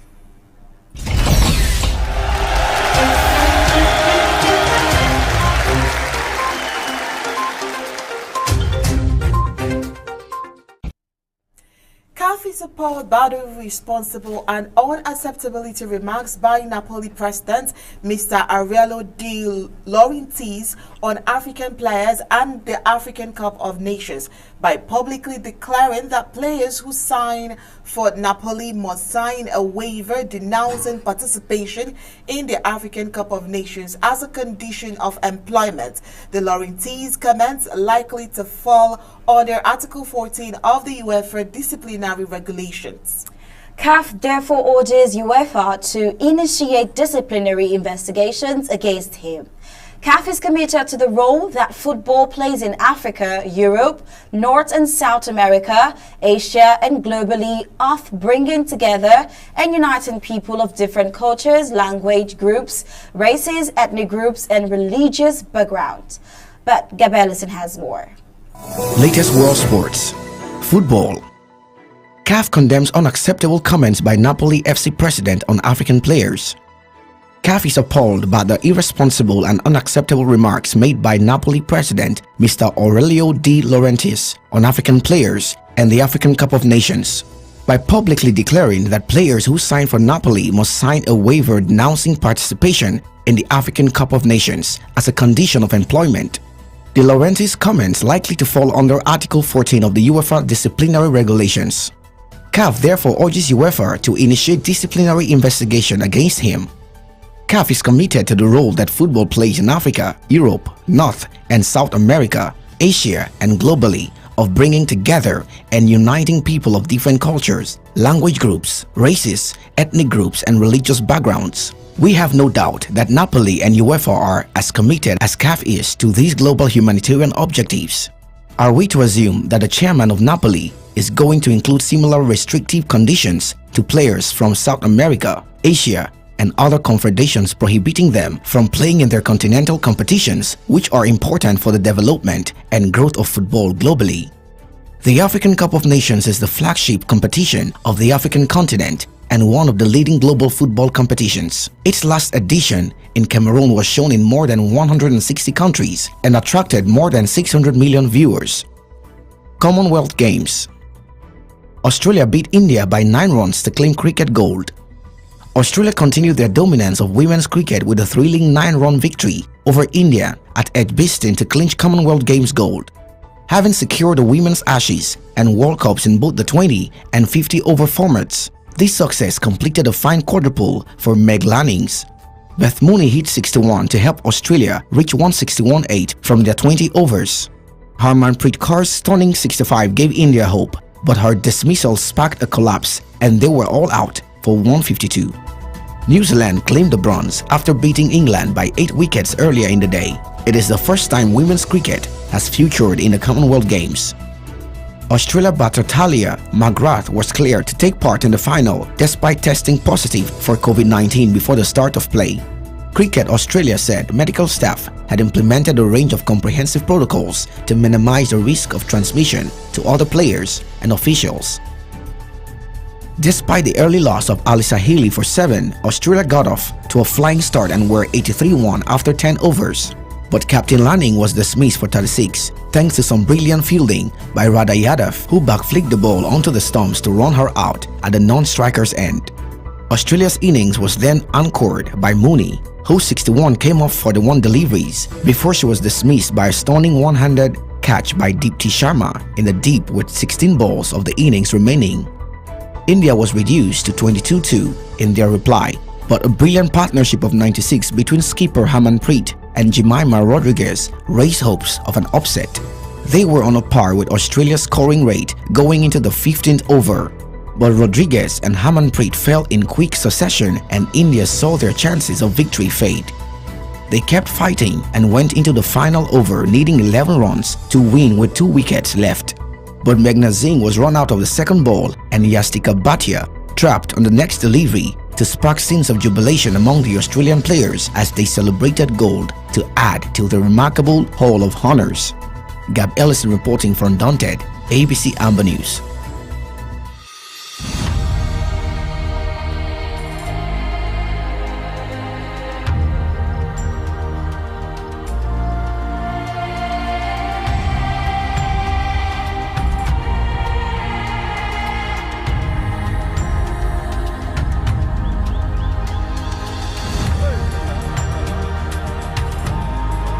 And with that sports report, we have come to the end of Undaunted tonight. But before we go, here is a recap of our major stories. We discovered Boyle County in words and pictures. Operation Lava Storm 3 registered victory on home front for ARFs as No PT and his Unity Warriors get major setback. Full analysis of the president's speech was discussed in-depthly today. Touristic sites of Boyle County was also analyzed today. IG 2022 Award draft continues breaking grounds with Boyle County. And in sports, we told you that CAF condemned unacceptable comments by Napoli FC president on African players. And that was it for tonight on Undaunted, bringing to the news on Touch Stories. On behalf of Michael, Anchor, Stersmart, and the entire Undaunted crew, we say thank you for tuning in. I am Oni Okbala. We'll leave you with ABC Amba TV images. Good night and God bless you.